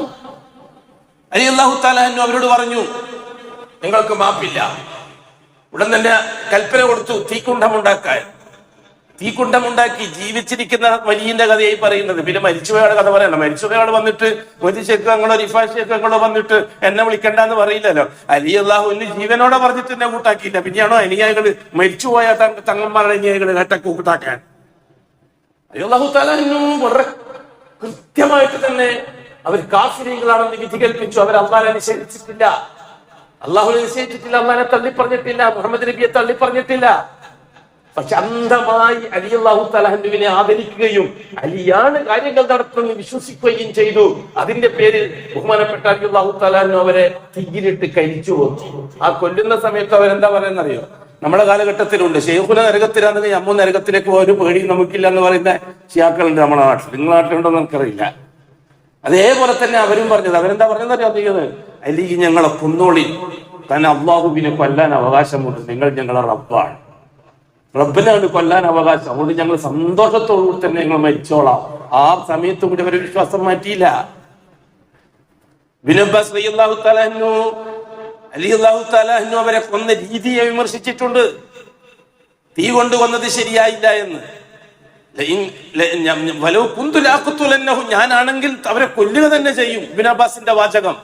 പക്ഷെ അലി തീ കൊണ്ടുവന്നു. കാരണം റസൂലുള്ളാഹിന്റെ ഒരു വാക്കുണ്ട്, ലാ തുഅദിബു ബിൽ അദാബില്ല, അല്ലാഹ് ശിക്ഷിക്കാൻ ഉപയോഗിക്കുന്ന മെറ്റീരിയൽ ഉപയോഗിച്ച് നിങ്ങൾ ആരെയും ശിക്ഷിക്കരുത് എന്ന് റസൂലുള്ളാഹി പറഞ്ഞിട്ടുണ്ട്. അല്ലാഹ് ശിക്ഷിക്കാൻ ഉപയോഗിക്കുന്ന മെറ്റീരിയൽ തീയാണ്, അതുകൊണ്ട് തീ കൊണ്ട് ശിക്ഷിച്ചത് ശരിയായില്ല എന്ന് ഇബ്നു അബ്ബാസ് റളിയല്ലാഹു തആല ഒരു അഭിപ്രായം പറഞ്ഞത്. നല്ലത് റളിയല്ലാഹു തആല ചെയ്തത് തെറ്റാണെന്നല്ല, ആ ചെയ്ത രീതി ഉലമാക്കൾ എന്താ പറഞ്ഞത്? ഒന്നിക്കൽ റളിയല്ലാഹു തആല അൻഹുവിനെ ഹദീസ് കിട്ടിയിട്ടില്ല, അല്ലെങ്കിൽ റളിയല്ലാഹു തആല അൻഹുവിന് മുജ്തഹിദായ റളിയല്ലാഹു തആല അൻഹുവിന് ആ ഹദീസിന്റെ വിഷയത്തിൽ നടപ്പിലാക്കുന്ന വിഷയത്തിൽ സ്വന്തം ചില ഇജ്തിഹാദാത്തുകൾ ഉണ്ടാകാം. അതാണ് ഉലമാക്കൾ പക്ഷം. അത് തുടർന്നില്ലേ, ഇന്നും തുടരുകയല്ലേ? പിന്നെ ഞാൻ ചോദിക്കട്ടെ നിങ്ങളോട്, ഖാദിയാനികൾ കാഫിറാണെന്ന് നാം പറയുന്നത് എന്തിന്റെ അടിസ്ഥാനത്തിലാണ്? ഉദ്റും ബിൽ ജഹ്ൽ അവർക്ക് ബാധകമല്ലേ? ഇവിടെ ചില സലഫി സൂഫി തരീഖത്തുകാരുടെ നേതാക്കന്മാരും കിതാബ് വേറികളായ കുറെ മുരീദന്മാരും ഉദ്റും ബിൽ ജഹ്ലും പറഞ്ഞിട്ട് ഈ സമൂഹത്തെ മുഴുവനും ഹലാക്കാക്കിയില്ലേ, നശിപ്പിച്ചില്ലേ? ഖാദിയാനികൾക്ക് എന്താ ഉദ്റും ജഹ്ൽ ബാധകമല്ലേ? അവർ ലാ ഇലാഹ ഇല്ലല്ലാഹ് പറയുന്നവരല്ലേ? അവർ മുഹമ്മദ് റസൂലുള്ളാഹി പറയുന്നവരല്ലേ? അവർ 5 നേരം നിസ്കരിക്കുന്നവരല്ലേ? ഖാദിയാനി പള്ളിയിൽ ബാങ്ക് ഇഖാമത്തും ഇല്ലേ? അവർ സക്കാത്ത് കൊടുക്കുന്നവരല്ലേ? നോമ്പ് നോക്കുന്നവരല്ലേ? റമളാൻ മാസം അവർക്ക് പുതിയ ദീൻ വല്ലതുണ്ടോ? അവരെന്തുകൊണ്ടാണ് കാഫിറാക്കിയത്? അവർ ലാ ഇലാഹ ഇല്ലല്ലാഹ്ക്ക് എതിരാണോ? ലാ ഇലാഹ ഇല്ലല്ലാഹുമായി ബന്ധപ്പെട്ട എന്തിനെങ്കിലും നിഷേധിച്ചോ? അവർ ഇവിടുത്തെ ശിയാക്കളെ പോലെ, ഇവിടുത്തെ ജാറക്കാരെ പോലെ ലാ ഇലാഹ ഇല്ലല്ലാഹിലാണോ അവരെ കുഴപ്പം? മുഹമ്മദ് റസൂലുള്ളാഹിയിലല്ലേ അവരെ കുഴപ്പം? ഖാദിയാനികൾക്ക് ലാ ഇലാഹ ഇല്ലല്ലാഹിൽ കുഴപ്പമുണ്ടോ? അവരെന്തെങ്കിലും കുഴപ്പം പറഞ്ഞിട്ടുണ്ടോ? ഇന്നേ വരെ നമ്മുടെ നാട്ടിലുണ്ടല്ലോ ചിലരൊക്കെ. എന്നിട്ടും നാം അവരെ തുറന്ന് നിസ്കരിക്കാൻ പാടില്ല എന്ന് പറയുന്നു, അവരുമായിട്ട് വിവാഹം പാടില്ല എന്ന് പറയുന്നു. അവരുമായിട്ട് വിവാഹം പാടില്ലെങ്കിൽ പിന്നെ ഇവിടുത്തെ ശിയാക്കളോടെന്തോ എങ്ങനെ വിവാഹം നടക്കുക? അത് ശരി, ഇവരിൽ നമ്മൾ ഒന്നിച്ചല്ലേ ഉള്ളത്, അവർ നമ്മൾ ഒന്നിച്ചില്ലല്ലോ. ഖാദിയാനികളെ പള്ളിക്ക് നിസ്കരിക്കാൻ പറ്റൂല്ലെങ്കിൽ ഇവിടുത്തെ ഖുറാഫികളെ പള്ളിക്ക് എങ്ങനെ നിസ്കരിക്കാൻ പറ്റുക? കുത്തുബി തേക്കുന്നവന്റെ പിറകിൽ നിന്ന് എങ്ങനെ നിസ്കരിക്കും? അവൻ തനി മുശ്രിക്കല്ലേ, കുത്തുബിരിക്കുന്നവൻ. യാ ഗൗസ് യാ മുഹീദ്ദീൻ എന്ന് പറഞ്ഞാൽ എന്റെ കാര്യം നടക്കുമെന്ന് വിശ്വസിക്കുന്നവൻ ഇമാമ് എന്നാൽ ഓനെ തുറന്ന് നിസ്കരിക്കൽ എങ്ങനെയാ? കാഫിറിനെയും മുശ്രിക്കിനെയും തുറന്ന് നിസ്കരിക്കാൻ പറ്റുമോ? ബഹുമാനപ്പെട്ട നൂഹ് നബി അലൈഹി സ്വലാത്തു വസ്സലാമിനെ അല്ലാഹു തആല റസൂലാക്കി നിയോഗിക്കേണ്ടി വന്നത് ഇത്തരം കുത്തുബിയത്തുകാർക്കെതിരിലല്ലേ? സ്ത്രീകൾക്ക് ജാറങ്ങൾ ഉണ്ടാക്കി ഇലാഹ നടത്തിയുമായിട്ട് സമൂഹം പോകാൻ തുടങ്ങിയതിന് പുരോഹിതന്മാര് നേതൃത്വം കൊടുത്തു, ഖത്തീബുമാര് നേതൃത്വം കൊടുത്തു, അന്നത്തെ മുദരിസുമാര് നേതൃത്വം കൊടുത്തു അന്നത്തെ. അതുകൊണ്ടല്ലേ ബഹുമാനപ്പെട്ട നൂഹ് നബി അലൈഹി സ്വലാത്തു വസ്സലാമിന്റെ നിയോഗത്തെ പറ്റി പറഞ്ഞപ്പോൾ അല്ലാഹു സുബ്ഹാനഹു വ തആല പറഞ്ഞത്, വലഖദ് അർസൽനാ നൂഹൻ ഇലാ ഖൗമിഹി വഖാലൽ മലഉ അല്ലദീന കഫറൂ മിൻ ഖൗമി നൂഹ്. നൂഹിന്റെ ഖൗമിലെ മൗലാനമാര്, അവരുടെ നേതാക്കന്മാര് കാഫിരീങ്ങളായ നേതാക്കന്മാര്. നിസ്കരിക്കുന്നവരെ പറ്റിയല്ലേ അല്ലാഹു തആല പറഞ്ഞ കാഫിർ? നോമ്പ് വെക്കുന്നവരെ പറ്റിയല്ലേ പറഞ്ഞത്? ജാറങ്ങളടുത്തേക്ക് പോയി എന്നതുകൊണ്ട് മാത്രമല്ലേ അല്ലാഹു അവരെ കാഫിരീങ്ങൾ എന്ന് വിളിച്ചത്? അല്ല വേറെ എന്തെങ്കിലും കാരണം ആ കൗമിനെ പറ്റി കാഫിറാണെന്ന് പറയാൻ നിങ്ങൾക്ക് തെളിവുണ്ടോ? ഖുർആനും ഹദീസും ചരിത്രവും തെളിവുണ്ടോ? ഉണ്ടെങ്കിൽ പറ. വെറും ജാറത്തിൽ പോയി എന്നതുകൊണ്ട് മാത്രമാണ് അല്ലാഹു അവരെ കാഫിർ എന്ന് വിളിച്ചത്. വലഖദ് വഖാലൽ മലഉ അല്ലദീന കഫറൂ മിൻ ഖൗമി നൂഹ്. നൂഹിന്റെ ഖൗമിൽ നിന്ന് മലഉകൾ പറഞ്ഞു എന്നാണ് അല്ലാഹു തആല പറഞ്ഞത്. കാഫിരീങ്ങളായ മലഅ്. എന്താണ് അവരെ കുഫ്ർ? അവർ അള്ളാന്റെ റഹ്മാനിയത്തിനെ നിഷേധിച്ചു. അള്ളാഹുവിൽ ശിർക്ക് വെക്കുന്നവരുമായി 5 മഹാന്മാരായ ജാറങ്ങളെ വെച്ചുകൊണ്ട് അവിടെ തുടങ്ങിയതല്ലേ ലാ ഇലാഹ ഇല്ലല്ലാഹ് എന്ന ദഅവത്ത്. അവിടെ നിന്ന് ഇങ്ങോട്ട് ചരിത്രത്തെ അല്ലാഹു സുബ്ഹാനഹു വ തആല നമുക്ക് പഠിപ്പിക്കുകയല്ലേ. നൂഹ് നബി അലൈഹി സ്വലാത്തു വസ്സലാമിന്റെ കാലഘട്ടമാണ് റിസാലത്തി ചരിത്രത്തിൽ 1-ാമത്തെ ഘട്ടം. അതൊരു പ്രത്യേക ഇബാദത്തുമായിട്ട് അല്ലാഹു തആല ബന്ധിപ്പിച്ചില്ല. എന്തുകൊണ്ടാണ്? അത് ഖിയാമത്ത് നാൾ വരെ നിലനിൽക്കുന്ന ഒരു പൊതുവ്യവസ്ഥിതി ആയതുകൊണ്ടാണ്. എന്താണ് നൂഹ് നബി അലൈഹി സ്വലാത്തു വസ്സലാമിന്റെ റിസാലത്തിന്റെ പ്രത്യേകത? മറുപക്ഷത്തുള്ളത് ഇസ്ലാമിന്റെ ഉള്ളകത്തുള്ള പുരോഹിതന്മാർക്കെതിരിലാണ് നൂഹ് നബിന്റെ റിസാലത്ത്. അന്ന് പ്രത്യേകമായൊരു ഭരണകൂടം നിലവിലില്ല.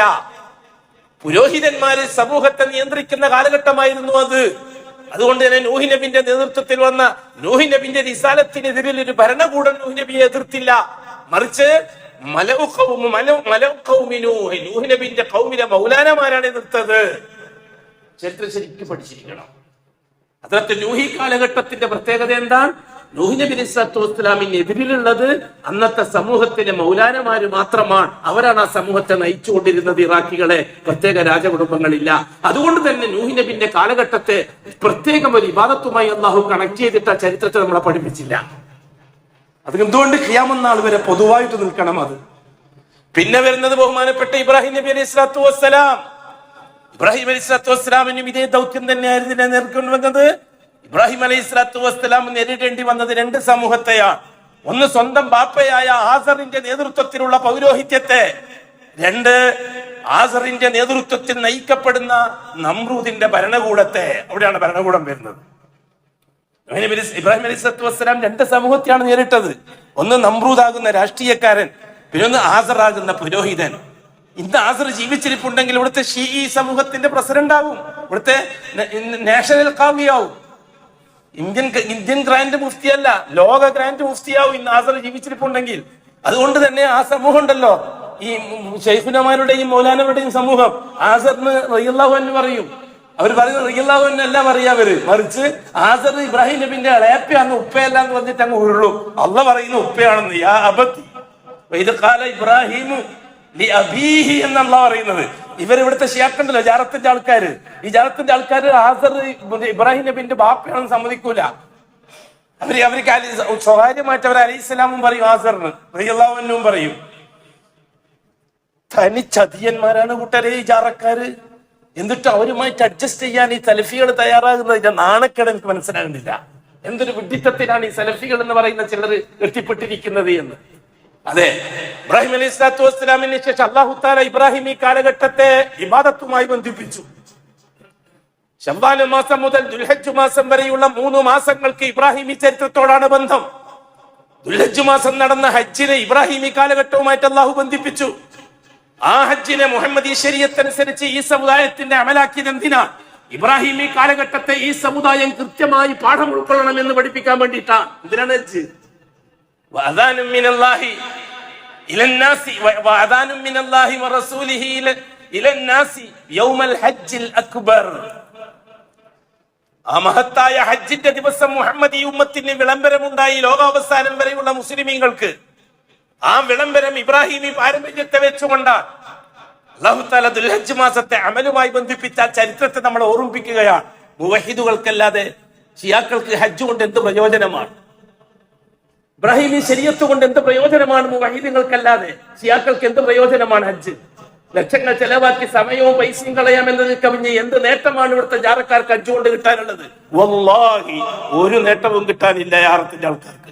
മുവഹിദുകൾക്ക് മാത്രമുള്ളതാണ് ഹജ്ജ്. അത് അന്ന് പ്രഖ്യാപിച്ചതാണ്. അന്ന് റസൂലുള്ളാഹി സ്വല്ലല്ലാഹു അലൈഹി വസല്ലം ഹജ്ജിന് പോകാൻ വേണ്ടി ഒരുങ്ങിയപ്പോൾ, നാട്ടിലെ ജാറക്കാരൻ കൂടി ഒന്നിച്ചു പോകാൻ വേണ്ടി തയ്യാറായപ്പോൾ അഷ്റഫുൽ ഖൽഖ് ഹജ്ജ് വേണ്ടെന്ന് വെച്ചു. അബൂബക്കർ സിദ്ദീഖിനെ അയച്ചു ഹജ്ജിന്. റസൂലുള്ളാഹി തങ്ങൾ ആ കൊല്ലം പോയില്ല. അപ്പോഴാണ് അല്ലാഹുവിന്റെ ഭാഗത്ത് നിന്ന് ഈ പ്രഖ്യാപനം വരുന്നത്. ഉടൻ തന്നെ അലി അല്ലാഹു തആല അൻഹുവിനെ പറഞ്ഞയച്ചു മക്കത്തേക്ക്. അബൂബക്കറോട് പറയണം, അടുത്ത കൊല്ലം മുതൽ ഒരൊറ്റ ജാറക്കാരനും ഹജ്ജിന് വരാൻ പാടില്ല എന്ന് പറയണം. അങ്ങനെ ഇബ്രാഹിം അബൂബക്കർ സിദ്ദീഖ് അല്ലാഹു തആല അൻഹു ജാറത്തിന്റെ ആൾക്കാർ അടുത്ത കൊല്ലം മുതൽ ഹജ്ജ് വരാൻ പാടില്ല എന്ന് തീരുമാനം ഉണ്ടാക്കിയത്. അവർ നിസ്കരിക്കുന്നവരായിരുന്നില്ലേ? നോമ്പ് വെക്കുന്നവരായിരുന്നില്ലേ? സക്കാത്ത് കൊടുക്കുന്നവരായിരുന്നില്ലേ? അവർ ഹജ്ജ് ചെയ്യുന്നവരായിരുന്നില്ലേ? ആ ഹജ്ജാണ് മുടക്കിയത് ബഹുമാനപ്പെട്ട റസൂലുള്ളാഹി തങ്ങൾ. അല്ലാഹുവിന്റെ കൽപ്പന അനുസരിച്ച് പറ്റൂല എന്ന് പറഞ്ഞു. പിറ്റത്തെ കൊല്ലം റസൂലുള്ളാഹി തങ്ങൾ പോയി ഹജ്ജിന്. അപ്പോഴേക്കും കഅബാലയത്തിന്റെ പരിസരം ജാറങ്ങളിൽ നിന്ന് ശുദ്ധമായി. 300 ചില്ലറ ജാറം അടിച്ച് പൊളിച്ച് തകർത്ത് അള്ളാഹുവിന്റെ വഹദാന്യത്തിന്റെ വീടാക്കി റസൂലുള്ളാഹി തങ്ങൾ. അതിനുശേഷമേ റസൂലുള്ളാഹി ഞങ്ങൾ ഹജ്ജിന് പോയുള്ളൂ. അതുകൊണ്ട് ഹജ്ജ് കുറെ നീണ്ടുപോയത്. റസൂലുള്ളാഹിന്റെ ജീവിതകാലത്തിന്റെ അവസാനമാണ് ഹജ്ജ് നടന്നത്. ഹജ്ജ് കഴിഞ്ഞിട്ട് വന്ന് മുഹറം, സഫർ, റബീഉൽ അവ്വൽ വഫാത്താവുകയും ചെയ്തു. ആകെ ചെയ്തൊരു ഹജ്ജാണ്. നിസ്കാരം നേരത്തെ ഫർലായി, സക്കാത്ത് നേരത്തെ ഫർലായി, നോമ്പ് നേരത്തെ ഫർലായി. ഹജ്ജ് ഫർലാകുന്നത് ഇതോടുകൂടിയാണ്. എന്താ കാര്യം ചിന്തിക്കണ്ടേ? പിന്നെ വന്നു മൂസ അലൈഹി സ്വലാത്തു വസ്സലാമിന്റെ ചരിത്രം. ആലു ഇമ്രാൻ, ഇമ്രാന്റെ കുടുംബം. ഇന്നല്ലാഹു അസ്തഫാ നൂഹൻ ഇന്നല്ലാഹു അസ്തഫാ ആദമ വനൂഹൻ വആല ഇബ്രാഹിം വആല ഇമ്രാൻ അലൽ ആലമീൻ. ഇബ്രാഹിം ഈ കുടുംബത്തെയാണ് അല്ലാഹു തആല ചരിത്രത്തിന്റെ ഭാഗമാക്കിയത്. അത് ഹജ്ജുമായിട്ട് ബന്ധപ്പെട്ടു. പിന്നെ വരുന്നത് ഇമ്രാന്റെ കുടുംബമാണ്. അതിൽ പ്രധാനി മൂസ അലൈഹി സ്വലാത്തു വസ്സലാമാണ്. മൂസ അലൈഹി സ്വലാത്തു വസ്സലാമിന്റെ കാലഘട്ടത്തിന്റെ പ്രത്യേകത എന്താണ്? ഒരേ ശക്തികളായി രണ്ട് ശക്തികൾ. ഒന്ന് ഫറോവാന്റെ നേതൃത്വത്തിലുള്ള രാഷ്ട്രീയം, മറ്റേത് മലഉ ഖൗമി ഫിർഔൻ, ഫറോവ സമൂഹത്തിലെ മൗലാനമാര്, ശൈഖുനമാര്. ഈ രണ്ട് സമൂഹം. മറ്റേതിൽ പ്രത്യേകത എന്താ? ഇവിടുത്തെ ശൈഖുനമാർക്കൊരു സ്വാധീനവും ഫറോവാന്റെ രാഷ്ട്രീയത്തിലില്ല. മറിച്ച് നമ്രൂദിന്റെ രാഷ്ട്രീയത്തിൽ ഇബ്രാഹിം നബിന്റെ വാപ്പാക്ക് സ്വാധീനമുണ്ട്. മൂസ അലൈഹി സ്വലാത്തു വസ്സലാമിന്റെ കാലഘട്ടത്തിൽ വന്ന സംഭവം അതാണ്. ഫറോവയാണ് 1-ാം നമ്പർ, 2-ാം നമ്പർ മൗലാനമാര്. മൗലാനമാര് ഫറോവ പറയും പോലെ കേട്ടോളാം, നമ്രൂദോ ആസർ പറയും പോലെ കേട്ടോളാം. വ്യത്യാസത്തിന്റെ കൂട്ടം ചരിത്രം പഠിച്ചേ പറ്റും. ഞാനും സലഫിയാണ്, നീയും സലഫിയാണ് പറഞ്ഞിട്ടൊന്നും നടന്നിട്ട് കാര്യമില്ല. ആ സംഭവത്തെ അല്ലാഹു തആല മുഹറം മാസവുമായിട്ട് ബന്ധിപ്പിച്ചു. മൂസ അലൈഹി സ്വലാത്തു വസ്സലാമിന്റെ കാലഘട്ടത്തെയും ചരിത്രത്തെയും. മുഹറം മാസം ഇന്ന് അവസാനിച്ചിരിക്കുകയാണ്. അതെ, അല്ലാഹു സുബ്ഹാനഹു വ തആല ഉമ്മത്തിന്റെ മേൽ, മുഹമ്മദി ഉമ്മത്തിന്റെ മേൽ മുഹറം മാസത്തെ ഇബാദത്തിന്റെ മാസമാക്കിയത് എന്തിനു വേണ്ടിയിട്ടാണ്? ആ കാലഘട്ടം മുവഹിദുകൾ പഠിക്കണം. അതേ, മുവഹിദുകൾക്ക് മാത്രമാണ് മുഹറത്തിന്റെ സന്ദേശം. വല്ലാഹി ജാറത്തിന്റെ ആൾക്കാർക്ക് മുഹറത്തിന് ഒരു സന്ദേശവുമില്ല. അതുകൊണ്ടാണ് നെഞ്ചത്ത് വെച്ചിട്ട് കരയുന്നത്. ചത്തൊടുങ്ങിയേ പറ്റും. ഹദ്റത്ത് മൂസ അലൈഹി സ്വലാത്തു വസ്സലാമിന്റെ കാലഘട്ടത്തെ മുഹറവുമായി ബന്ധിപ്പിച്ചു. മുഹറം തീരലോടുകൂടി ചരിത്രത്തിൽ സമയകാല ബന്ധങ്ങളുള്ള മാസങ്ങൾ തീർന്നു. ഇനി അങ്ങോട്ട് മുഹമ്മദുർ റസൂലുള്ളാഹ്. അല്ലാഹു സുബ്ഹാനഹു വ തആല നൂഹ് നബിയുടെ കാലഘട്ടത്തിൽ തുടങ്ങുകയും 312ാമത്തെ നബിയ റസൂലായ ഈസാ അലൈഹി സ്വലാത്തു വസ്സലാമിന്റെ കാലത്തിൽ എത്തിക്കുകയും എല്ലാം കൂടി അരിച്ച് പറക്കി പൂർണ്ണതയിൽ മുഹമ്മദി റിസാലത്തിലേക്ക് എത്തിക്കുകയാണ്. പിന്നെ ചരിത്രം പോകുന്ന ആ വഴിക്കാണ്. അതുകൊണ്ട് തന്നെ അല്ലാഹു തആല മുഹമ്മദ് ഈ കാലഘട്ടത്തെ ചരിത്രവുമായിട്ട് മാത്രമേ ബന്ധിപ്പിച്ചുള്ളൂ, ഇബാദത്തുമായി ബന്ധിപ്പിച്ചില്ല. മുഹമ്മദ് നബി ജനിച്ച ദിവസം ഇന്ന ഇബാദത്ത്, അല്ലെങ്കിൽ മറ്റേ 4 സംഭവങ്ങൾ നടന്നു അഷ്റഫുൽ ഖൽഖിന്റെ കാലഘട്ടത്തിൽ. അതൊന്നും ഇബാദത്തുമായി ശരീഅത്തിന്റെ കയ്യൊപ്പോടെ, റിസാലത്തിന്റെ കയ്യൊപ്പോടെ റിസാലത്ത് ഈ ശരീഅത്തിന് ഇബാദത്തായി പരിഗണിച്ചില്ല. അഷ്റഫുൽ ഖൽഖ് ജനിച്ചു റബീഉൽ അവ്വൽ മാസത്തില്. അഷ്റഫുൽ ഖൽഖ് ഹിജ്റ പോകാൻ തുടങ്ങുന്നത്, ഹിറാ പർവ്വതത്തിന്റെ ഗുഹയിലേക്ക് പോയത് റബീഉൽ അവ്വൽ മാസത്തിലാണ് വഹി ഇറങ്ങുന്നത്. റസൂലുള്ളാഹി തങ്ങൾ ഹിജ്റ പോകുന്നത് റബീഉൽ അവ്വൽ മാസം 2-നാണ്. റസൂലുള്ളാഹി തങ്ങൾ മക്കത്ത് നിന്ന് പുറപ്പെടുന്നത്. അഷ്റഫുൽ ഖൽഖ് വഫാത്താകുന്നത് റബീഉൽ അവ്വൽ മാസത്തിലാണ്. ഈ റബീഉൽ അവ്വൽ മാസത്തെ റിസാലത്തിന്റെ കയ്യൊപ്പോടെ ശരീഅത്തിന്റെ ഭാഗമാക്കിയില്ല അല്ലാഹു തആല. എന്തുകൊണ്ട്? മുഹമ്മദ് ഈ കാലഘട്ടത്തെ പ്രത്യേക സമയവുമായി സ്ഥലവുമായി ബന്ധിപ്പിക്കാൻ പറ്റുകയില്ല. എന്താ? ലോകാവസാനം വരെ 100% 24 hours നിലനിൽക്കേണ്ട ഒരു സന്ദേശമാണ് മുഹമ്മദുർ റസൂലുള്ളാഹ്. അഖൂലു ഖൗലി ഹാദാ വല്ലാഹു അഅലം വഅസ്തഗ്ഫിറുല്ലാഹൽ അദീം ലീ വലക്കും വഅസ്തഗ്ഫിഹി അന്നി വഅൻകും وعن جميع المسلمين والمؤمنين أجمعين واستغفروه إنه هو الغفور الرحيم. الله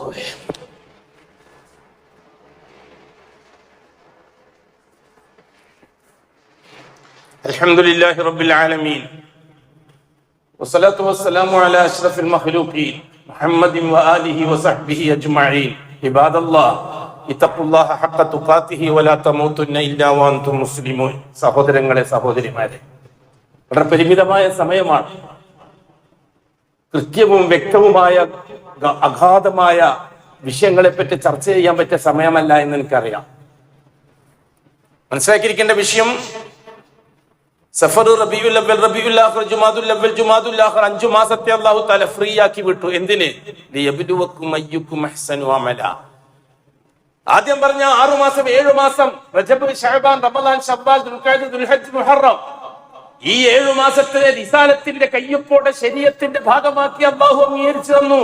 അതിൽ പ്രത്യേക ഇബാദത്തുകൾ നിശ്ചയിച്ചു തന്നു അള്ളാഹു റിസാലത്തിന്റെ കയ്യൊപ്പോടെ. മുഹമ്മദുർ റസൂൽ ജീവിച്ച് കാണിച്ചു തരികയും ചെയ്തു. പക്ഷെ ഈ 5 മാസത്തെ അള്ളാഹു സ്വതന്ത്രമാക്കി നിർത്തി. എന്തിനെന്നറിയുമോ? ഈ ഉമ്മത്ത് സ്വന്തം ഇഷ്ടപ്രകാരം വല്ലതും അതിലേക്ക് കൂട്ടുന്നുണ്ടോ എന്ന് പരിശോധിക്കാൻ. പക്ഷെ കൂട്ടി, എല്ലാരും കൂട്ടി. റബീഉൽ അവ്വൽ മാസം ഇബാദത്തിന്റെ മാസമാക്കി ജൂതന്മാർ. റബീഉൽ അവ്വൽ മാസത്തിൽ പുണ്യത്തിന്റെ മാസമാക്കി ജൂതന്മാർ. അതോടുകൂടി ഷഹാദത്ത് മുഹമ്മദുർ റസൂൽ കൊടുത്ത ഷഹാദത്ത് ദുർബലമായി. മുഹമ്മദ് ഈ റിസാലത്തിന്റെ കയ്യൊപ്പോടെ ശരീഅത്തിൽ സഫർ മാസത്തിന് ഒരു പ്രത്യേകതയുമില്ല, ഒരു അംഗീകാരവുമില്ല, ഒരു ആദരവുമില്ല, ഒരു അനുഷ്ഠാനവുമില്ല, ഒരു ദിക്ർ പോലും ചെല്ലാൻ പഠിപ്പിച്ചില്ല. റബീഉൽ അവ്വൽ മാസത്തിന് ഒരു പ്രത്യേകതയുമില്ല. അതുകൊണ്ട് തന്നെ റബീഉൽ അവ്വൽ മാസവുമായിട്ട് ഒരു ഇബാദത്തിനും ബന്ധമില്ല ഇസ്ലാമിക ശരീഅത്തിൽ. റബീഉൽ ആഖിർ മാസത്തിനുമില്ല. ജുമാദുൽ അവ്വൽ, ജുമാദുൽ ആഖിർ. അതുകൊണ്ട് എന്തായി അറിയുമോ? സഫർ മാസം നാശത്തിന്റെ മാസമാക്കി, റബീഉൽ അവ്വൽ നബിതങ്ങളാണ്ടിന്റെ മാസമാക്കി, റബീഉൽ ആഖിർ മൊയ്തീശക്കങ്ങളാണ്ടിന്റെ മാസമാക്കി, റബീഉൽ ആഖിർ റിഫായി ശേഖങ്ങളാണ്ടിന്റെ മാസമാക്കി, പിന്നെ ജുമാദുൽ അവ്വൽ ഷാദുരി ശേഖ് തങ്ങളെ മാസമാക്കി, ജുമാദുൽ ആഖിർ ബാക്കിയുണ്ട്. അതാത് നാട്ടുകാർക്ക് ഇഷ്ടപ്പെട്ട തങ്ങളുടെ മാസമാക്കി മാറ്റിയാൽ മതി. ഇതാണ് ശിയാക്കളെ പരിപാടി എന്ന് പറഞ്ഞു വന്നത്. അതിന്റെ പിറകെയാണ് സമൂഹത്തിലെ മഹാഭൂരിപക്ഷം സലഫികൾ വിജയികൾ. അൽഹംദുലില്ലാഹ്. നാളെ ആഖിറത്തിൽ അല്ലാഹു സുബ്ഹാനഹു വ തആല വിളിക്കും, യബ്ന ആദം, ഓ ആദമിന്റെ സന്തതി, ഓ ആദമിന്റെ മകനെ, മനുഷ്യരെ, ലൗ അതൈതനി ബിഖുറാബിൽ അർളി ഖത്വായ, ഭൂമി നിറച്ചും തെറ്റ് ചെയ്തിട്ടാണ് നിങ്ങൾ എന്റെ മുമ്പിൽ ഹാജരായതെങ്കിൽ, ഭൂമി നിറയാൻ മാത്രമുള്ള തെറ്റുമായിട്ടാണ് നിങ്ങൾ എന്റെ മുമ്പിൽ വന്നത്. സുമ്മ ലഖീതനി, പിന്നെ നിങ്ങൾ എന്നെ കണ്ടുമുട്ടി, ലാ തുശ്രികൂ ബി ശൈആ, നിങ്ങളുടെ ജീവിതത്തിൽ ഭൂമി നിറച്ചും തെറ്റ് ചെയ്യുമ്പോഴും ഞാനല്ലാത്തൊരു വ്യക്തിയെ, ഒരു ശക്തിയെ നിങ്ങളുടെ വിഷയത്തിൽ ഇടപെടിക്കുമായിരുന്നില്ല. ലാ തുശ്രികൂ ബി ശൈആ, ഒരു വസ്തുവിനെ, ഒരു ശക്തിയെ, ഒരു വ്യക്തിയെ, ഒരു നബിയെ, ഒരു റസൂലിനെ, ഒരു വലിയനെ, ഒരു ജിന്നിനെ, ഒരു മലക്കിനെ, ഒരു ബീവിയെ, ഒരു ബാവയെ, ഒരു ഭഗവാനെ, അല്ലെങ്കിൽ ഭഗവതിയെ, അല്ലെങ്കിൽ ദേവിയെ, അല്ലെങ്കിൽ ദേവനെ, അല്ലെങ്കിൽ ഒരു ദീനാർ, അല്ലെങ്കിൽ ഒരു ദിർഹം, ഇതൊന്നും എന്റെ കാര്യത്തിൽ നിങ്ങൾ ഇടപെടിപ്പിക്കാൻ തയ്യാറായിട്ടില്ല. നിങ്ങൾക്ക് ഞാൻ മാത്രം എന്ന ആശയത്തോടാണ് യോജിപ്പ്. അതേസമയം തെറ്റുകൾ നിങ്ങൾ ഭൂമി നിറച്ചും ചെയ്തിട്ടുണ്ട്. ഒരുപാട് തെറ്റുകൾ നിങ്ങൾ ചെയ്തിട്ടുണ്ട്. അതേപറ്റി അള്ളാഹു റസൂൽ പറയുന്നത്, അള്ളാഹ് പറയുന്നത് ഖുദ്സിയ ഹദീസാണ്. യബ്ന ആദം, ഇമാം അബൂ ഹുറൈറയിൽ നിന്നും ഇബ്നു മാജയിൽ നിന്നും ഒക്കെ, ഇമാം അബൂ ഹുറൈറയെ തൊട്ട് ഇബ്നു മാജ വരെയുള്ളവർ റിപ്പോർട്ട് ചെയ്ത സഹീഹായ ഹദീസ്. യബ്ന ആദം, ഓ മനുഷ്യപുത്ര, ലൗ അതൈതനി ബിഖുറാബിൽ അർളി ഖതായ, ഈ ഭൂമി നിറച്ചും തെറ്റും ചെയ്തിട്ടാണ് നീ എന്റെ അടുത്തേക്ക് വന്നത്. സുമ്മ ലഖീതനി, ഇതിൽ ഞാൻ നീയുമായിട്ട് കണ്ടുമുട്ടി. ലാ തുശ്രികൂ ബി ശൈആ, പക്ഷെ നിന്റെ അടുത്ത് ശിർക്ക് ഉണ്ടായിട്ടില്ല. എന്ത് തെറ്റ് ചെയ്താലും, എന്ത് കുറ്റക്കേട് കളിച്ചാലും ഞാനല്ലാത്ത ഒരാളെ നീ പരിഗണിച്ചിട്ടില്ല ജീവിതത്തിൽ. ഒരു തങ്ങളെയും ഒരു ശേഖിനെയും പരീക്ഷണം മുഴുവനും വന്നപ്പോഴും, ഇന്ന തങ്ങളടുത്ത് പോടാന്ന് ഉപ്പ പറഞ്ഞപ്പോ ഇല്ല ഉപ്പ എന്ന് പറഞ്ഞു, ഇന്ന ബീവിന്റെ അടുത്ത് പോകുന്ന ഉമ്മ പറഞ്ഞപ്പോ ഇല്ല ഉമ്മ എന്ന് പറഞ്ഞു, ഇന്ന ശേഖിന്റെ അടുത്ത് പോകുന്ന ഭാര്യ പറഞ്ഞപ്പോൾ ഇല്ല, എനിക്ക് എന്റെ അള്ളാഹ്, ഞാനിത് സഹിക്കും എന്റെ അള്ളാഹ്ക്ക് വേണ്ടി. തെറ്റെന്ത് ചെയ്താലും അള്ളാന്റെ കാര്യത്തിൽ എനിക്കൊരു വിട്ടുവീഴ്ചയില്ല. അതാണ് തൗഹീദ്. നല്ലത് മലക്കിനെ പോലെ ജീവിക്കാനല്ല തൗഹീദ്, ഇതാണ് തൗഹീദ്. മലക്കിനെ പോലെ ജീവിക്കാൻ കഴിയില്ല സുഹൃത്തെ മനുഷ്യനെ കൊണ്ട്. എന്നിട്ട് അള്ളാഹ് പറഞ്ഞു, ലാ തുശ്രികൂ ബി ശൈആ, എന്റെ കാര്യത്തിൽ ഞാനല്ലാതെ വേറൊരാളെയും നീ പരിഗണിച്ചിട്ടില്ല. അങ്ങനെയാണ് നീ എന്നെ കണ്ടുമുട്ടുന്നത് നാളെയെങ്കിൽ. അല്ലാഹു സുബ്ഹാനഹു വ തആല പറഞ്ഞു, അതൈതുക ബിഖുറാബിൽ അർളി മഗ്ഫിറ, ഈ ഭൂമി നിറച്ചുമുള്ള മഗ്ഫിറത്തുമായി ഞാൻ നിന്നെ ഏറ്റെടുക്കുന്നതാണ്. നിന്റെ തെറ്റല്ല എനിക്ക് വിഷയം, നിന്റെ തൗഹീദും ശിർക്കുമാണ് എനിക്ക് വിഷയം. ഈ ഭൂമി നിറച്ചും തെറ്റ് ചെയ്തിട്ടാണ് വന്നത്, പക്ഷെ നിനക്ക് അല്ലാഹ് മാത്രമേ ഉണ്ടായിട്ടുള്ളൂ. അതെ, സാധാരണ നാടൻ സലഫികളെ പോലെ, സൂഫി സലഫികളല്ല, നാടൻ സലഫികൾ, അവർക്ക് അല്ലാഹ് മാത്രം. സൂഫി സലഫികൾ മുരീദന്മാർക്ക് ഇങ്ങനെ അതും കൊള്ളാം ഇതും കൊള്ളാം എന്ന് പറഞ്ഞു കൊടുക്കും. ഈ നാടൻ സലഫികൾക്ക് ഇതൊന്നും വിഷയമല്ല. അല്ലാഹ് ഇല്ലാത്ത ഇല്ലേ, ഇല്ല, വേണ്ട. എനിക്ക് ബുദ്ധിമുട്ട് വന്നാലോ ഞാൻ സഹിച്ചോളാം. അപ്പൊ ഭൂമിയിൽ അത് പരിഹരിച്ചില്ലെങ്കിലോ, നാളെ എന്റെ റബ്ബിനെ കണ്ടുമുട്ടും ഞാൻ ഈ പ്രശ്നമായിട്ട്. ഇന്ന പ്രശ്നങ്ങൾ എനിക്കുണ്ടായിരുന്നു, അത് നീ ഞാൻ പറഞ്ഞു പരിഹരിച്ചു തരാൻ, നീ പരിഹരിച്ചു തന്നില്ല. ഞാൻ നീ അല്ലാതെ വേറെ ആരെയും സമീപിച്ചില്ല. ഇപ്പൊ ഞാൻ നിന്നോടത്ത് ഞാൻ വന്നിരിക്കുന്നു. അല്ലാഹു തആല സമയത്താ പറയാ, നീ പേടിക്കണ്ട, നിനക്ക് ഞാൻ മാപ്പ് വെച്ചിട്ടുണ്ട്. അതാണ് കൂടെ നമുക്ക് കിട്ടേണ്ടത്. അതുകൊണ്ട് തന്നെ ആ ശിർക്കിന്റെ പശർമ പോലും ഇല്ലാതെ തൗഹീദിനെ സംരക്ഷിക്കാൻ മെനക്കെട്ടോളീൻ. അതിനുള്ളതാണ് മുഹമ്മദുർ റസൂലുള്ളാഹ്. ബാക്കി ഭാഗം നമുക്ക് തുടർന്ന് അങ്ങോട്ട് പഠിക്കുകയും മനസ്സിലാക്കുകയും ചെയ്യാം. അള്ളാഹു ഇൽമിൽ ഒരുപാട് ബറക്കത്തും അമൽ ചെയ്യാൻ അതിനേക്കാളേറെ തൗഫീഖും തന്നെ അനുഗ്രഹിക്കട്ടെ. നമ്മിൽ നിന്ന് ചിലർ മരിച്ചു പോയിട്ടുണ്ട്, അവർക്ക് അള്ളാഹു ബർസഖ് സന്തോഷമാക്കി കൊടുക്കട്ടെ. നമ്മിൽ നിന്ന് ചില സുഹൃത്തുക്കൾ ആശുപത്രികളിലാണ്, ഓപ്പറേഷനും മറ്റുമായിട്ട് ബന്ധപ്പെട്ടിട്ട് അള്ളാഹു അസ്ബാബുകളെ പരിഗണിക്കാതെ അവന്റെ ഖുദ്റത്ത് കൊണ്ട് ശിഫാ നസീബാക്കി കൊടുക്കട്ടെ. അലാ വസല്ലി വസല്ലിമു അലൻ നബിയിൽ മുസ്തഫ വറസൂലിൽ മുർത്തദ അല്ലാഹുമ്മ സല്ലി വസല്ലിം വബാരിക അലാ മുഹമ്മദ് അല്ലാഹുമ്മ സല്ലി വസല്ലിം അലാ മുഹമ്മദിൻ വഅലാ ആലി മുഹമ്മദ് كما صليت وباركت على ابراهيم وعلى ال ابراهيم انك حميد مجيد. اللهم ارض عن الخلفاء الراشدين المهديين ابي بكر وعمر وعثمان وعلي رضي الله عنهم وعن سائر الصحابه والقرابه كلهم اجمعين وارض عنا معهم برحمتك يا ارحم الراحمين. اللهم اجرنا من النار، اللهم اجرنا من النار، اللهم اجرنا من النار. اللهم لا تشفي خلقنا بالنار ولا تجعلنا من حطب النار فانها بئس الدار وبئس المثوى وبئس القرار. ربنا تقبل منا انك انت السميع العليم وتب علينا انك انت التواب الرحيم. اللهم اغفر للمؤمنين والمؤمنات والمسلمين والمسلمات الاحياء منهم والاموات. اللهم انك مجيب الدعوات وقاضي الحاجات. طيب ثرانا وثراهم واجعل الجنة مأوانا ومأواهم. إن الله يأمر بالعدل والإحسان وإيتاء ذي القربى وينهى عن الفحشاء